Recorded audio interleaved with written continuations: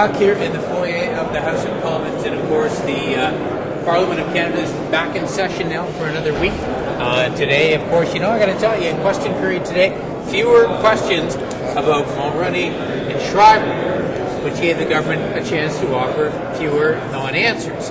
But hopefully we're going to move on to other issues because there are so many, and I know you want to discuss a lot of them. One that has been in the news lately, and particularly important now that we're seeing climate change going on and a lot of countries looking at some of the resources in the northern part of this country, is our Arctic and Arctic sovereignty and what we're doing about it.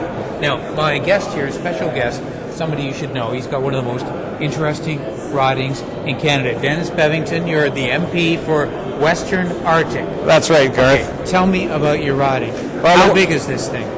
Western Arctic actually encompasses the whole of the Northwest Territories, and that's about 1.4 million square kilometers. It stretches from the borders of British Columbia, Alberta, and Saskatchewan up basically to the North Pole, although the Russians have something to say about that. How many people live in the riding? 43,000. Oh my God! So what are your centers of population then? Well, basically the major city we have is Yellowknife, which is the capital of the Northwest Territories, and then we have up on the delta of the Mackenzie River in Nuvik, which is a center for that region. We have another town south of Great Slave Lake, Hay River, which is a hub for the highway and transportation system. Fort Smith, where I live, is an education and cultural center.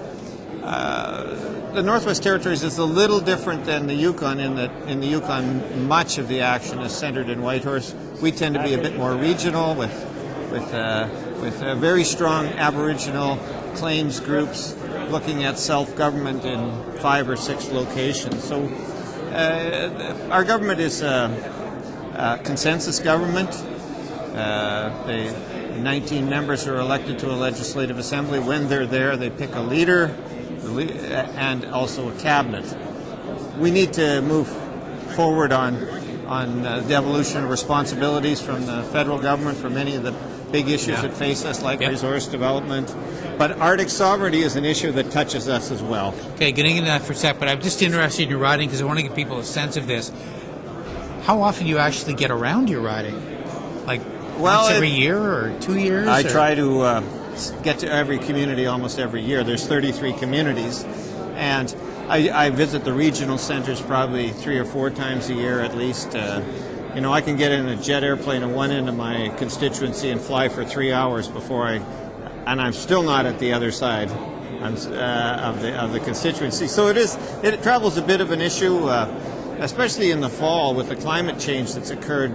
The weather systems are really messing up our flying, and that's a big problem. I want to ask you about that because that was part of my introduction. That the fact that because we have this warming going on, which is, I gather, seen most dramatically in our Arctic territory, that it's going to open up this whole prospect of a lot of countries really wanting to get in and look at resources that heretofore may not have been easily accessible, which brings us back to sovereignty. Can we actually say our Arctic is protected or that it's signed Canadian in any effective way? Well, I think we really have 3 areas that are in much dispute in the Arctic. One of them, of course, is actually the Polar Sea. And in that Polar Sea, which we've heard commentary that Polar Sea could be completely open within a decade. People could sail to the North Pole in the summertime. That's an amazing thing when you think that ice cap has been there for so long. But really, there hasn't been many countries in the world are interested in owning chunks of the Arctic Ocean.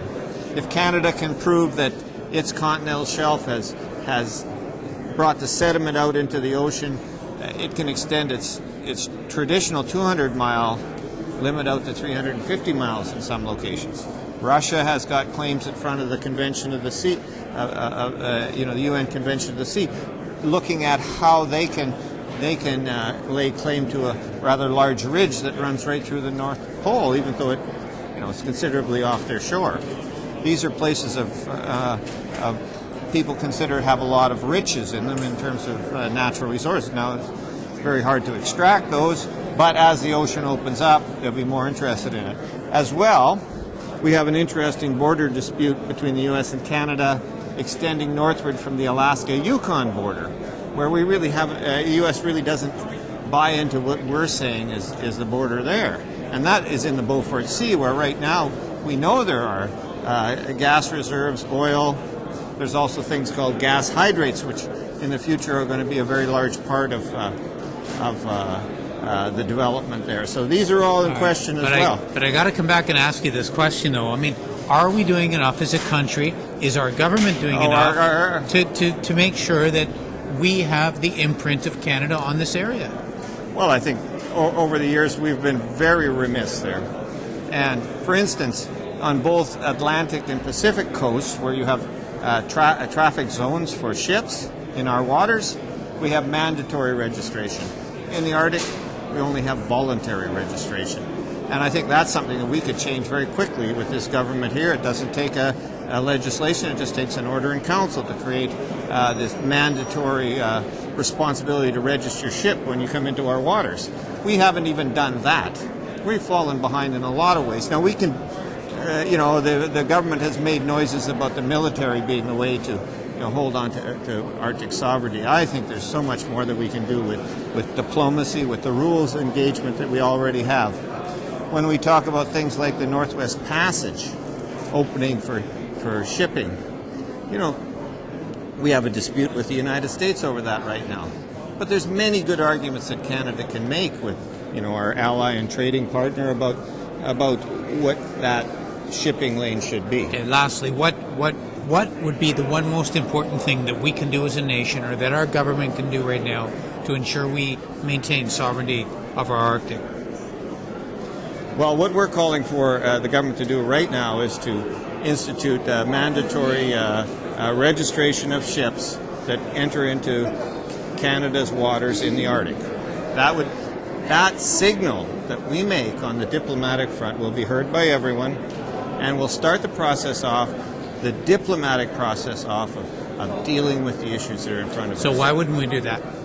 Well, I think right now that the Prime Minister sees that the Arctic sovereignty issue is a good way to avoid the other issues of sovereignty more near the southern border of this country. And he's quite willing to talk about military, and he's quite willing to talk about the issues as being so intense rather than getting down and doing the work on them. It's a good way to avoid that bigger issue of the sovereignty we have with the United States. Okay. Dennis, thank you very much. Oh, my pleasure. Are you going home this weekend? I actually have to make that decision yet. It's a long trip back. How long does it take to get home? It's an overnight trip usually, stopping in Edmonton and then continuing on.